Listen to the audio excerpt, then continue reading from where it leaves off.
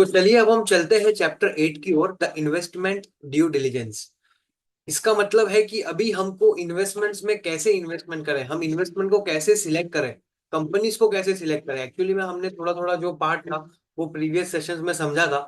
और जो हमारा प्रीवियस सेशन था उसमें हमने बताया था कि आपको कैसे debt to equity, interest coverage ratio, valuation ratio, price to earning, PE ratio के ऊपर मैंने आपको इतना डिटेल में समझाया था। और भी हम आगे जब प्रैक्टिकल्स करेंगे तब हम ये सब चीजों को मिक्स करेंगे। Price to book ratio, price to cash flow ratio. अभी आपको मैं अगर एग्जांपल दूं एक और, प्राइस टू बुक मतलब जो भी बुक वैल्यू है। अभी फॉर एग्जांपल आईटीसी की बुक वैल्यू 60 है। बुक वैल्यू 60 का मतलब कि जब भी ये कंपनी फॉर एग्जांपल अगर बंद हो गई तो पर शेयर होल्डर को कितना रुपया मिलेगा। तो ये कितना मिलेगा, 60 रुपीज। और ये आईटीसी का शेयर कितने पे ट्रेड कर रहा है, 472 पे। इसका मतलब आप जब प्राइस टू बुक वैल्यू देखोगे तो ये 8 टाइम्स पे ट्रेड कर रहा है। मतलब ये अपनी बुक वैल्यू पे 8 गुना पे ट्रेड कर रहा है। तो बुक वैल्यू को भी देखने का तरीका होता है कि कैसे हमको, जिसमें फिक्स एसेट्स होते हैं बिजनेस मॉडल में, क्योंकि वो जो बुक वैल्यू है वो एसेट्स पे डिफाइन किया जाता है। इसीलिए हमको ये एक्चुअली कौन से बिजनेस में कैसे देखना है वो भी हम समझेंगे आगे।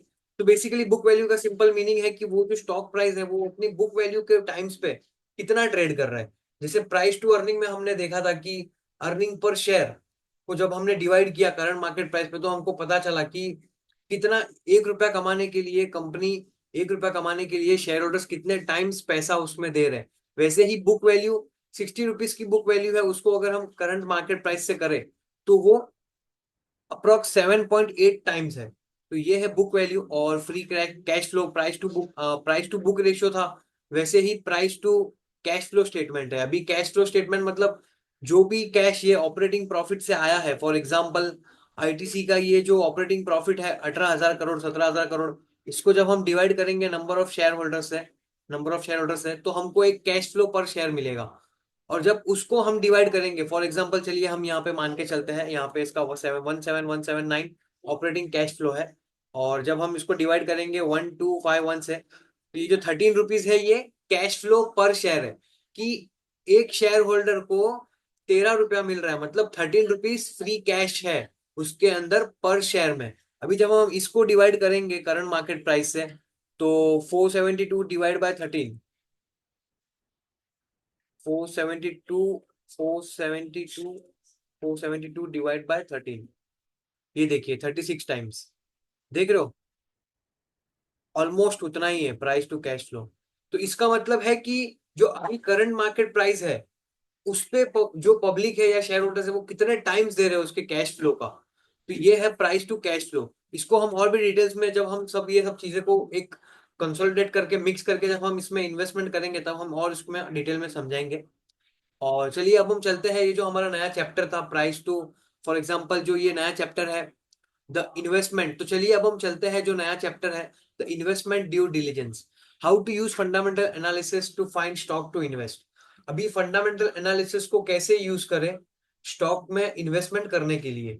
तो इसमें बहुत सारे तरीके हैं। आप जो कंपनी सिलेक्शन है वो बहुत सारे तरीकों से कर सकते हो। इसमें मैंने आपको कुछ एग्जांपल्स दिए हैं कि जनरल ऑब्जर्वेशन। अभी जनरल ऑब्जर्वेशन मतलब फॉर एग्जाम्पल अभी मुझे पता है कि जो मैं सुबह उठूंगा तो मुझे ब्रश करना है बराबर, फिर मुझे नहाना है। तो ये जितने भी मेरे जो डेली के काम है उसमें कौन सी चीजें यूज हो रही है। फॉर एग्जाम्पल कोलगेट जो है वो रोज मैं यूज कर रहा हूँ तो कोलगेट के शेयर लिस्टेड है, तो हम क्या कर सकते हैं, चलिए पता है मुझे कि कोलगेट तो रोज की जरूरत है। तो हम ऐसे ये जनरल ऑब्जर्वेशन से इन्वेस्टमेंट कर सकते हैं। फॉर एग्जाम्पल चलिए हम कहीं मॉल में गए घूमने के लिए, तो वहां पे हमको कुछ एक बहुत सारी भीड़ भीड़ दिख रही है एक जगह पे। तो हम वो पता कर सकते हैं कि वो कंपनी कौन सी कंपनी है, कौन से सेक्टर में, तो उसका इन्वेस्टमेंट करें। हम जो है वो जनरल ऑब्जर्वेशन मतलब हम हमारे आसपास में देख के जो इन्वेस्टमेंट करें। फॉर एग्जाम्पल आप डीमार्ट गए तो आपको पता है कि इतनी सारी भीड़ है डीमार्ट में। और जो एफएमसीजी सेक्टर है उसमें कोई थोड़ा जो एफएमसीजी सेक्टर है उसमें इतनी कोई ऐसा तो है नहीं कि जो लोग हैं वो खाना बंद कर देंगे, वो कभी होगा नहीं। तो ये आपने जनरल ऑब्जर्वेशन किया कि अच्छा चलिए लोग ये चीजें यूज कर रहे हैं, ये चीजें खा रहे हैं, तो उसके बेस पे मैंने कोई कंपनी को सिलेक्ट किया। तो उसको भी हम एक इन्वेस्टमेंट डिसीजन में ले सकते हैं, जैसे कि फंडामेंटल में जनरल ऑब्जर्वेशन में आ गया। स्टॉक स्क्रीनर, स्टॉक स्क्रीनर मतलब ये जो मैंने वेबसाइट आपको बताई थी, screener.in। तो इसके मदद से कैसे हम इन्वेस्टमेंट डिसीजन को सर्च करें, वो भी हम आगे डिस्कस करेंगे हमारे और एडवांस टॉपिक्स में और अल्टीमेट टॉपिक्स में। और मैक्रो ट्रेंड्स मतलब ओवरऑल मार्केट में क्या ट्रेंड है, बाहर क्या ट्रेंड है। जैसे कि पूरे वर्ल्ड में अभी ट्रेंड चल रहा है आईटी का, आर्टिफिशियल इंटेलिजेंस का, तो ये एक ट्रेंड है। फॉर एग्जांपल यहाँ पे इलेक्ट्रिक व्हीकल्स का ट्रेंड चल रहा है। सेक्टोरल ट्रेंड्स कि कौन से सेक्टर में कुछ ऐसा कुछ हो रहा है कि जिसमें कुछ एक स्कोप दिख रही है, सेक्टोरल ट्रेंड्स हो गए। स्पेशल जो है स्पेशल सिचुएशन, तो स्पेशल क्या हो सकता है कि फॉर एग्जांपल कोई प्रमोटर था, तो वो जो प्रमोटर था वो बहुत ही फेमस था। फॉर एग्जांपल इंफोसिस का शेयर ले लेते हैं हम, चलिए, तो रिलायंस इंडस्ट्रीज का ही शेयर ले लेते हैं या फिर इंफोसिस का लेते हैं। तो अभी हमको पता है कि रिलायंस इंडस्ट्रीज का जो जो धीरू भाई अंबानी है, वो उनका बहुत ही एक नाम है। तो उन्होंने क्या किया, उन्होंने कोई कंपनी में इन्वेस्टमेंट किया, और वो कंपनी स्टॉक मार्केट में लिस्टेड है, और हमको पता चला कोई भी रीजन से कि ये कंपनी में इस इन्वेस्टर ने इन्वेस्ट किया है, या फिर इन्होंने ये कंपनी में इन्वेस्टमेंट किया, तो भी हम ये इन्वेस्टमेंट डिसीजन ले सकते हैं। तो ये स्पेशल सिचुएशंस है उसमें आएगा। सर्कल ऑफ कॉम्पिटेंस, अभी सर्कल ऑफ कॉम्पिटेंस का मतलब क्या, कि फॉर एग्जांपल जो डॉक्टर है, उसको पता है कि जो डॉक्टरी का काम है या फिर जो डॉक्टर्स का काम है वो कैसा होता है, तो वो क्या कर सकता है, वो फार्मा इंडस्ट्री है उसमें इन्वेस्टमेंट कर सकता है। जैसे अगर कोई टीचर है, तो उसको पता है, तो वो टीचिंग टीचिंग सेक्टर जो है उसमें इन्वेस्ट कर सकता है। तो यहाँ पे मैं आपको एक और एग्जांपल देता हूँ, चलिए। Example general observations like DMart. तो लोग डीमार्ट जाते हैं, तो आपको पता है कि डीमार्ट में इतना सेल हो रहा है, तो आप सिंपली जाके डीमार्ट को बाय कर लिए।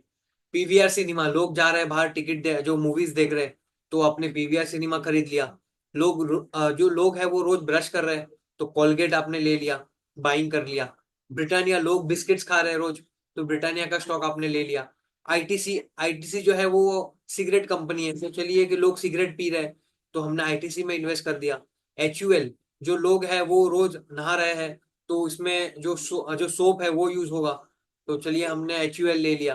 तो ये जो स्टॉक सिलेक्शन किया, ये जनरल ऑब्जर्वेशन से किया। एग्जाम्पल ऑफ स्टॉक स्क्रीनर, अभी इसमें एक और एग्जाम्पल दिया, हम लाइव भी समझेंगे।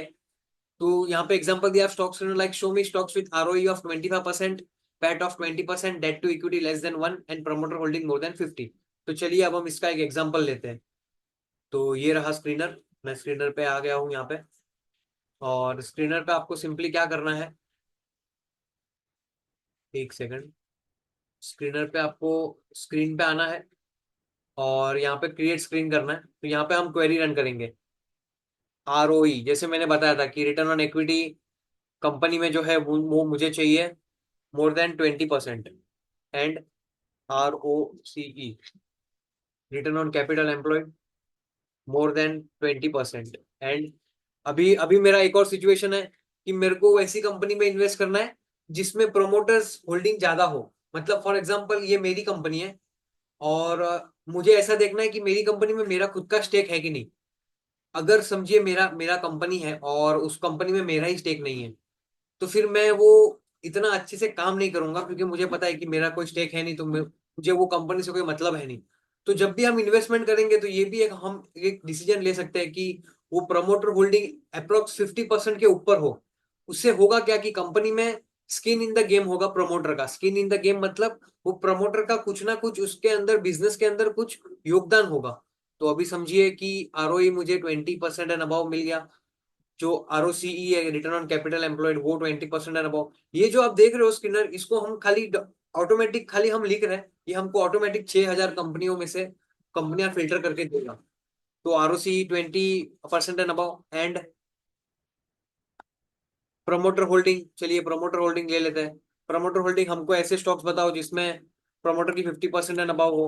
एंड डेट टू इक्विटी, तो जो डेट टू इक्विटी रेशियो हमने समझा था कि कितना डेट है उसके इक्विटी पे, तो वो हमको चलिए एक के नीचे चाहिए। हमने बताया था कि डेट जो है वो 1 के नीचे हो तो हम उसको एक अच्छा रेशियो मानते हैं। तो चलिए debt to equity ratio less than 1 कर दिया। और इसमें क्या है, तो चलिए हम इसमें एक और ले लेते हैं कि सेल्स की जो ग्रोथ है वो मोर देन 15% होनी चाहिए। मतलब हर साल कंपनी जो है वो 15% से अपने स्केल्स जो सेल्स है वो ग्रो करे। और प्रॉफिट ग्रोथ, चलिए प्रॉफिट ग्रोथ भी देख लेते हैं। प्रॉफिट ग्रोथ जो है वो मोर देन 50% होनी चाहिए। एंड ऑपरेटिंग प्रॉफिट मार्जिन, मतलब जो उस कंपनी को मार्जिन मिल रहा है प्रोडक्ट बेच के, तो वो प्रोडक्ट हम ले लेते हैं। चलिए, तो यहाँ पे operating profit margin more than 10% ले लेते हैं, चलिए 15% ले लेते हैं।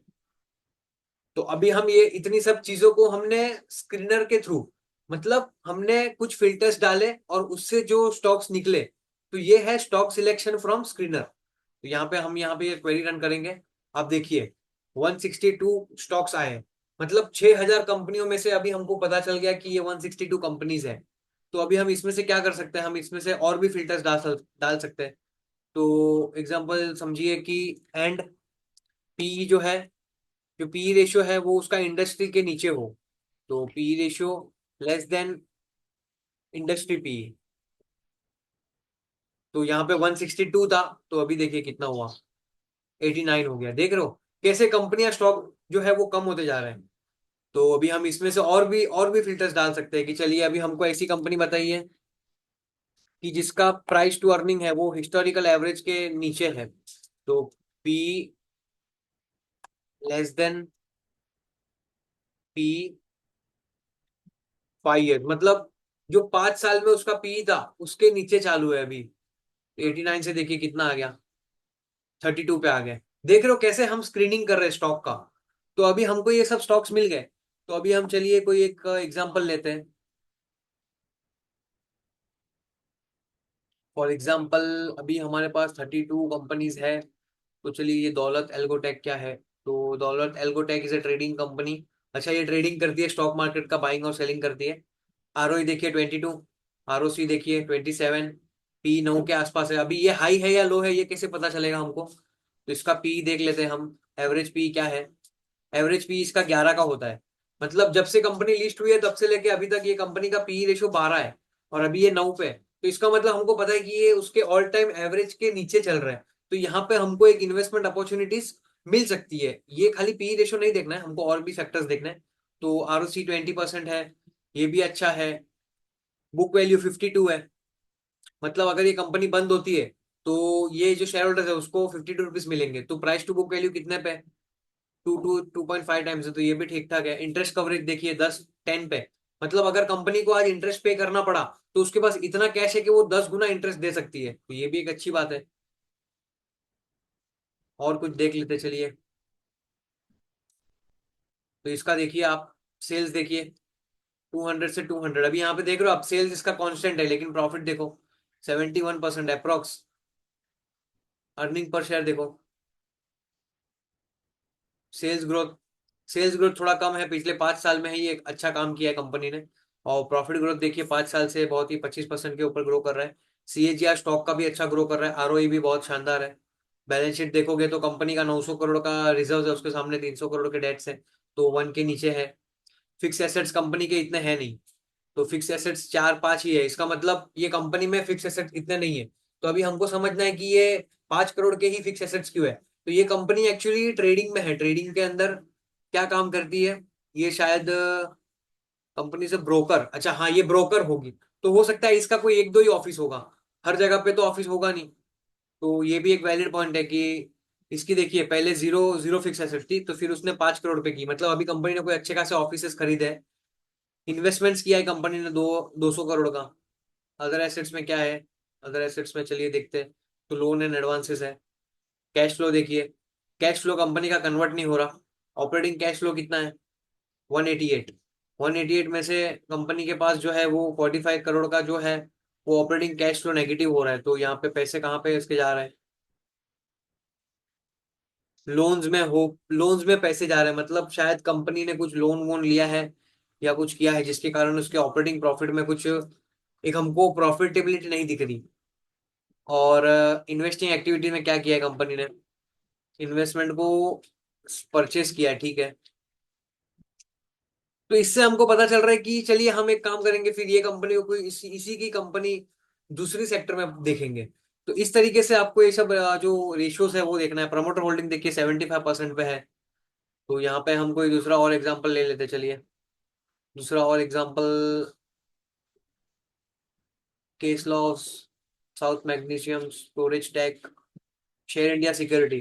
तो ये भी डॉलर टेक जो है, ये और शेयर इंडिया सिक्योरिटी दोनों एक ही काम करते हैं, दोनों स्टॉक ब्रोकर है। इसका आरओई 35 है, इसका 41 है। इसका बुक वैल्यू 100 है बुक वैल्यू, इसका भी ऑलमोस्ट सेम है, उसके आसपास है, पी 13 के आसपास है। इसका देख लेते हैं हम, एवरेज पी कितना होता था, 12, तो ये भी उसके एवरेज पी के आसपास है। और इसके प्रॉफिट देखते हैं, तो इसके सेल्स देखिए 74 से आज 1500 करोड़ रुपए। दोनों कंपनी एक ही सेक्टर से है, एक का सेल्स ग्रो नहीं कर रहा और एक का सेल्स ग्रो कर रहा है। तो अभी ये दोनों में से मैं ये शेयर इंडिया सिक्योरिटीज में इन्वेस्टमेंट करूंगा। क्यों?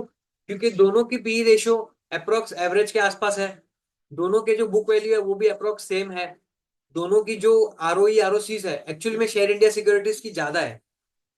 और यहाँ पे हम देखेंगे तो प्रॉफिट ग्रोथ देखिए 48 40, प्रॉफिट ग्रोथ देखिए 75% सीएजीआर। जितना भी आप देखोगे सब एक्चुअली में 100% अच्छा है, मतलब 15% के ऊपर है, फिर 40% के ऊपर है। बैलेंस शीट देखिए तो 2000 करोड़ के आसपास सिर्फ 345 करोड़ का ही बोरोइंग्स है। फिक्स एसेट देखिए 77 करोड़ के हैं, बहुत ही शानदार। कैश फ्लो देखिए, इसके भी ऑपरेटिंग कैश फ्लो नेगेटिव है, तो हो सकता है इसने भी कोई लोन दिया हो, इसका बिजनेस का ही पार्ट हो कोई वो। तो 650 में से ऑपरेटिंग कैश फ्लो कितना है यहाँ पे, लोन एडवांसेस में इसके पैसे गए हैं, तो हो सकता है इसने लोन दिया हो, उससे भी पैसे कमाती हो। और शेयर होल्डर भी 50% के ऊपर है। तो ये हमको एक्चुअली बेसिक देख के पता चल रहा है कि चलिए अभी हम ये दो कंपनीज में से ये कंपनी में सिलेक्ट करेंगे। और दूसरी कोई एग्जांपल लूं मैं आपके सामने तो, स्टोरेज टेक क्या है ये, स्टोरेज टेक्नोलॉजीज एंड ऑटोमेशन, तो ये स्टोरेज मैन्युफैक्चरर्स है, वेयर हाउस का काम करती है। बुक वैल्यू 30 के आसपास है, price to earning, ROC ROE देखिए 70% है। लेकिन ये कंपनी में हमको डेट देखना है, डेट भी इतना ज्यादा है नहीं। पी देखिए 22 के आसपास है, एवरेज पी कितना होता था 26 के आसपास। और इसका आप देखोगे तो प्रॉफिट एंड लॉस देखिए, कंपनी 30 करोड़ के सेल्स से 100 करोड़ पे आई है, और कंटिन्यूस ऑपरेटिंग प्रॉफिट मार्जिन भी बढ़ रहा है, अर्निंग पर शेयर्स भी बढ़ रहे हैं, बैलेंस शीट में डेट भी इतना नहीं है, फिक्स एसेट्स भी बढ़े, ऑपरेटिंग कैश फ्लो में इसका पॉजिटिव है। देखिए तो इसने 12 करोड़ का सेल्स किया है, मतलब एक्चुअल में प्रॉफिट कमाया है, और जो इसका ऑपरेटिंग प्रॉफिट है वो 3 करोड़ पे, तो ये प्लस में। रेशियोज जो है वो, रिसीवेबल्स जो है वो, पेबल उसको कंपनी को 70 कितना है 145 डेज में देना पड़ रहा है, और पैसा आ रहा है 127 डेज में। तो हो सकता है वो इंडस्ट्री में ही उतना टाइम लगता हो। इसको भी हमको इंडस्ट्री से देखना है कि दूसरी कंपनियों में पेबल कितने दिन में आ रहा है। फॉर एग्जांपल अगर सभी कंपनियों में एक एक महीना दो दो महीने में आ रहा है, फॉर एग्जांपल गवर्नमेंट कंपनीज जो है, वो जो जो भी कंपनियां गवर्नमेंट से काम कर रही होगी उनके जो रिसीवेबल्स होंगे तो गवर्नमेंट लेट पैसा देती है। तो समझिए 3 महीने का उसमें टाइम दिखाया कि हमारा पैसा 3 महीने में आ रहा है। तो इसका मतलब ये नहीं है कि वो कंपनी खराब है, हमको उसकी दूसरी कंपनी से देखना है कि चलिए उसके कॉम्पिटिटर्स का भी सेम ही सिनेरियो है। क्यों? क्योंकि गवर्नमेंट एक्चुअली में पैसा लेट देती है, 3 महीने बाद 6 महीने बाद देती है। और अगर ऐसा हो कि वो कंपनी को गवर्नमेंट 1 महीने में पैसा दे रही है और आपकी कंपनी को 6 महीने में पैसा दे रही है, इसका मतलब है कि आपकी कंपनी में कुछ थोड़े रेड फ्लैग्स हो सकते हैं, या फिर हमको देखना पड़ेगा कि क्यों ऐसा सिचुएशन हो रहा है। ठीक है, अभी शेयर होल्डिंग पैटर्न 70%, और बाकी ये सब अच्छा है। तो हम एक्चुअली में ऐसे फिल्टर्स करेंगे, ये तो हम एक आपके सामने एक एग्जांपल डिस्कस किया है खाली, example of macro trends like great push for infrastructure projects. तो अभी बड़ी बड़ी ट्रेंड्स जैसे इंडिया में जो इंफ्रास्ट्रक्चर है उस पे बहुत फोकस है, तो इंफ्रास्ट्रक्चर पे अगर फोकस होगा तो इसमें डिमांड किस चीज की आएगी, जो सीमेंट है जो स्टील है इसकी बहुत बड़ी डिमांड आएगी। तो ये हम सीमेंट स्टॉक्स में इन्वेस्टमेंट कर सकते हैं। तो ये एक एक्चुअली में ऑब्जर्वेशन है, example of sectoral trends like emerging trends. Example non alcoholic beverages, non alcoholic beverage मतलब जो बेवरेजेस में अल्कोहल ना हो। फॉर एग्जाम्पल आपने सभी ने जो है वो स्ट्रिंग पिया होगा, वरुण बेवरेजेस वो कंपनी है जो बनाती है। तो ये जो स्ट्रिंग है वो इतना फेमस हो गया, अब वरुण बेवरेजेस की स्टॉक प्राइस अगर आप देखोगे तो एक्चुअली में आपको पता चलेगा कि कैसे एक स्टॉक जो है वो इतना अच्छा आउट परफॉर्म करता है और उसके पीछे के रीजंस क्या होते हैं। ये वरुण बेवरेजेस देखिए, कंपनी 2021 में 56 का पी था, और अर्निंग्स वो टाइम पे नहीं थी उसमें। और वो कंपनी जो है वो एक्चुअली सेक्टर में बहुत अच्छा काम कर रही थी, और उसने नए नए प्रोडक्ट्स लाए थे, नॉन अल्कोहलिक बेवरेजेस लाए थे। 57 का पी था और 2 रुपए का अर्निंग था वो कंपनी का। देखिए 2 रुपए का अर्निंग एक्चुअली में 4 रुपए का हुआ, 6 रुपए का हुआ, फिर 8 रुपए का हुआ, और जो पी है वो देखिए आपको 51 से अप्रोक्स 80 गया। तो आप समझ रहे हो कि 50 पे अगर किसी ने सोचा होता कि ये हाई पी है, तो ये इन्वेस्ट ही नहीं कर पाता और ये पूरी ट्रेंड को मिस कर देता है। तो इसीलिए हमको सभी इंडस्ट्रीज के साथ देखना जरूरी है। तो यहाँ पे देखिए ये कंपनी में क्या हुआ, स्टॉक प्राइस देखिए, पिछले 5 साल में ये स्टॉक 56 से अप्रोक्स 700 रुपीज का हो गया। क्यों हुआ, उसके रीजंस ये, 1800 करोड़ का सेल्स था। एक सेकंड, हाँ, चलिए 2020 लेते हैं, 200 करोड़ का सेल्स था कंपनी का। वो कंपनी ने कितना किया है, एक सेकंड एक सेकंड एक सेकंड, बैलेंस शीट, हाँ, 5,000 करोड़ का सेल्स था 2018 में। वो सेल्स आज जो है वो 16,000 करोड़ पे आ गया। Sales continues increase, operating profit margin continues increase, interest जो है वो इतना ज्यादा बढ़ नहीं रहा, और डेप्रिसिएशन जो है वो भी ऑलमोस्ट सेम है। और जो प्रॉफिट है वो देखिए, अर्निंग पर शेयर देखिए, 0.95, 1.5, 1.1, 2, 4, 6, ये देख रहे हो। ये हमको एक्चुअली में ऐसा ही चाहिए अर्निंग पर शेयर, हमको ऐसी कंपनियों में इन्वेस्टमेंट करना है। तो देखो, सेल्स ग्रोथ देख लो आप, 20%, 20%, प्रॉफिट ग्रोथ देखो 50%, सीएजीआर देखो स्टॉक का, 5 साल में कंपनी ने हर साल 56% का रिटर्न दिया है। रिटर्न ऑन इक्विटी देखो 23%। बैलेंस शीट आप देखोगे तो अभी भी ये कंपनी जो है वो इन्वेस्टेबल है। क्यों, 8,000 करोड़ का रिजर्व है और 7,000 करोड़ का बोरिंग्स है, तो इतना बोरिंग्स हाई है नहीं अभी भी। यहाँ पे कंपनी का फिक्स एसेट देखो, 2018 में 5,000 करोड़ था, फिर 6,500 करोड़ किया, फिर 6,000 करोड़ किया, फिर 8,000 करोड़ किया, और फिर अभी 12,000 करोड़ कर दिया। तो ये एक एग्जांपल है। ऑपरेटिंग प्रॉफिट मार्जिन देखिए, 4,000 करोड़ से कंपनी ऑपरेटिंग प्रॉफिट मार्जिन कितना कमा रही है, 2,000 करोड़ रुपया। उसमें से इन्वेस्टिंग में कुछ इसका पैसा गया है, उसमें से फाइनेंसिंग एक्टिविटीज से कुछ पैसा आया है, वो ये सब प्लस माइनस करके 88 का नेट कैश फ्लो है कंपनी में। रेशियोज देखेंगे तो पेबल्स देखो, कंपनी को 37 डेज में देना पड़ रहा है पैसा। 37 डेज में पैसा कंपनी दे रही है, जो भी उसके सप्लायर्स हो, जो भी जिसको भी पैसा देना हो। और कंपनी के पास पैसा कितने दिन में आ रहा है, 8 दिन में। मतलब समझ रहे हो, कंपनी का 8 दिन में पैसा आ रहा है। ये हमको एक्चुअली 8 दिन में ही आना चाहिए इसका, क्योंकि इसका रिटेल का बिजनेस है। तो जो भी ये ड्रिंक्स बेचती है, तो उसका जो पैसा होगा वो मिनिमम 30 दिन के अंदर आएगा। अभी ऐसा तो होगा नहीं कि कोई जो प्रोडक्ट होगा, या समझिए कोई दुकान वाला है वो बोलेगा कि आप एक काम करिए, ये पैसे ये लीजिए और आप 1 महीने बाद पैसा दीजिए। वैसा है नहीं। ये जो बिजनेस है वो B2C वाला है, बिजनेस टू कस्टमर है डायरेक्ट। समझ रहे हो, क्योंकि ये स्ट्रिंग बेच रहा है, नॉन अल्कोहलिक बेवरेजेस, और उसका पैसा जो है वो 8 दिन में आ रहा है। तो ये हमको पता चल गया। कैश कन्वर्जन साइकिल जो है वो भी इसका 77 पे है, तो ये भी एक अच्छी बात है।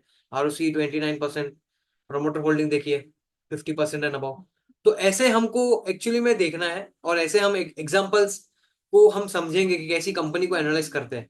तो हम, मैंने आपको और 2-3 एग्जांपल्स पीछे भी दिए, अभी भी मैंने आपके सामने 2-3 एग्जांपल प्रेजेंट किए, और भी हम सीखेंगे। Examples of sectoral trends like emerging trends, example non alcoholic beverages, digital payment. अभी हर एक जो है, हर एक पर्सन डिजिटल यूपीआई पेमेंट कर रहा है। तो इससे क्या होगा, डिजिटल पेमेंट का एक ग्रोथ बढ़ेगा, इससे आईटी कंपनीज में ग्रोथ आएगी। तो जो इससे है, जो रिजल्ट है, जो अपने कंपनी के जो रिजल्ट है वो ग्रो करेंगे। बैंकिंग सेक्टर्स जो है वो ग्रो करेंगे, इलेक्ट्रिकल व्हीकल ग्रो करेगी, रिन्यूएबल एनर्जी ग्रो करेगी। तो ये सब सेक्टोरल ट्रेंड है। अभी आपको एग्जांपल एग्जांपल ऑफ स्पेशल, जो स्पेशल सिचुएशन है उसमें मर्जर एंड एक्विजिशन। अभी एचडीएफसी बैंक और एचडीएफसी दोनों का जो है वो मर्जर हुआ, दोनों कंपनी एक हुई। तो इसमें ये एक एग्जांपल है कि इतनी बड़ी दो कंपनियां एक हुई। रिलायंस का जो है वो जियो से डी मर्जर हो रहा है। तो ये एक स्पेशल जो है वो एक जगह है जहां पे कंपनी का इन्वेस्टमेंट होगा, या फिर एक हमको स्पेशल जो है वो सिचुएशन क्रिएट हो रहा है। जैसे मैंने एग्जांपल दिया कि धीरूभाई अंबानी ने, या फिर जो अंबानी है, उन्होंने कोई ऐसी कंपनी में इन्वेस्ट किया जो लिस्टेड है, और तो हमको पता चलेगा कि अच्छा ये कंपनी में इसने इन्वेस्टमेंट किया है, तो हो सकता है कि ये एक अच्छा काम करेगी। तो ये एक स्पेशल सिचुएशन है। Example of circle of competence, मैंने आपको बताया कि doctor investing in pharma stock, banker investing in banking stock, and investor investing in sectors which you are expert. तो जो स्टॉक, जो इन्वेस्टर है वो क्या कर सकता है, ब्रोकर्स को अच्छे से समझेगा, तो वो बिजनेस सिलेक्ट कर सकता है। जो डॉक्टर है वो फार्मा में अच्छे बिजनेस को सिलेक्ट कर सकता है। और जो बैंकर है वो अपने बैंक के काम करेगा, तो उसको पता होगा कि बैंक एक्चुअली कैसे काम करती है, तो वो बैंकिंग स्टॉक में इन्वेस्ट करे।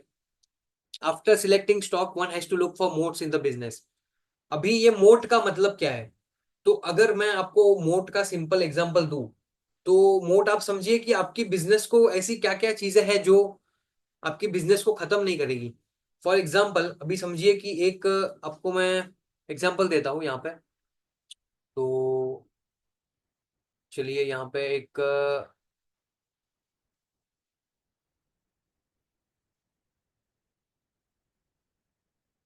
व्हाइट बोर्ड में ओपन करता हूँ और मैं आपको एग्जांपल देता हूँ कि कैसे मोट का मतलब क्या है, वो एक्चुअली मैं आपको मैं समझाता हूँ कि क्यों कंपनीज में मोट होना चाहिए, और मोट के वजह से ही कंपनीज जो होती है वो बच पाती है या फिर सस्टेन कर पाती है।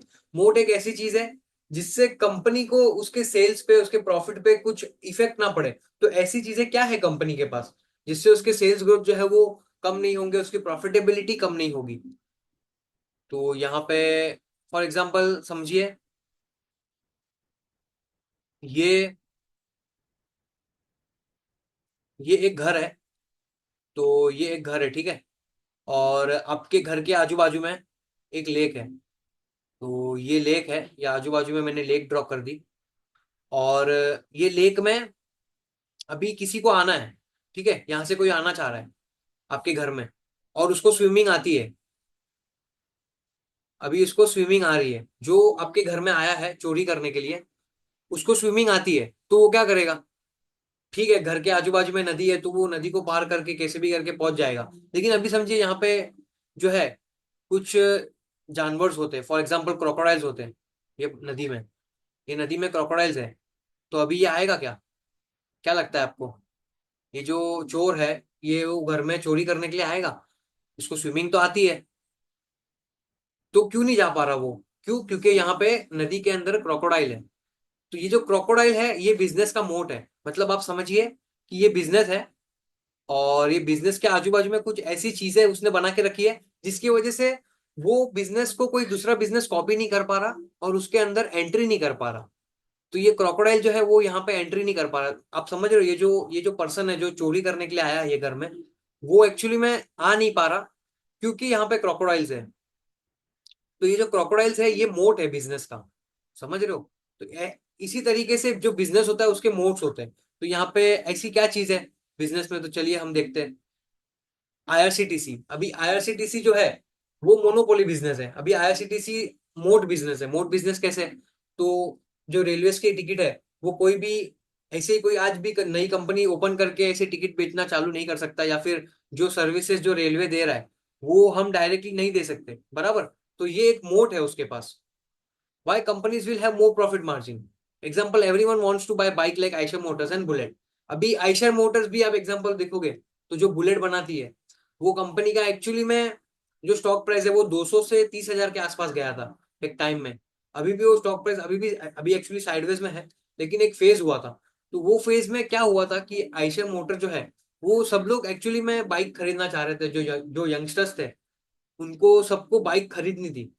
लेकिन एक्चुअली में जो बाइक है वो बहुत सारी कंपनियां बना रही थी, हीरो बना रही थी, बहुत सारी और भी कंपनियां थी जो बाइक बना रही थी।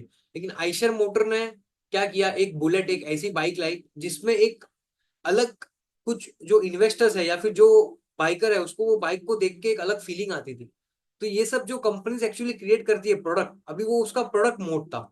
आइशर मोटर का जो बुलेट है वो मोड है उसके लिए, इसीलिए कंपनी जो है वो इतना सेल्स कर पा रही है।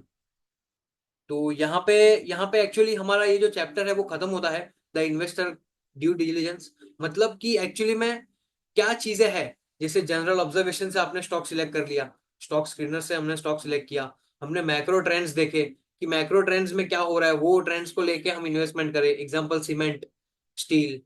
सेक्टोरल ट्रेंड्स, सेक्टर में कोई नया चीज आया है, electrical vehicle, renewable energy. Special जो सिचुएशन है वो कि जैसे कोई प्रमोटर ने बाइंग कर ली या कोई कंपनी में नया इन्वेस्टर आया है, ये सब चीजें। सर्कल ऑफ कॉम्पिटेंस, बाइकर जो अभी एग्जांपल जो बैंकर है वो बैंक में इन्वेस्ट करेगा, ये उसका सर्कल ऑफ कॉम्पिटेंस है। जो डॉक्टर है वो फार्मा में इन्वेस्ट करेगा, ये उसका मोट है। तो यहाँ पे अभी हमारा ये जो चैप्टर है वो खत्म होता है, और हम आगे आने वाले सेशंस में और भी डिस्कशन करेंगे कि कैसे हम लाइव प्रैक्टिकल्स करें और कैसे हम एक्चुअली में बिजनेस को इन्वेस्ट करें और कैसे इक्विटी को रिसर्च करें, कि हमको क्या क्या क्वेश्चंस डालने हैं हमारे दिमाग में जो हम जब हम कंपनी को रिसर्च करेंगे। तो मिलता हूँ मैं आपको एक नेक्स्ट सेशन में। Thank you everyone.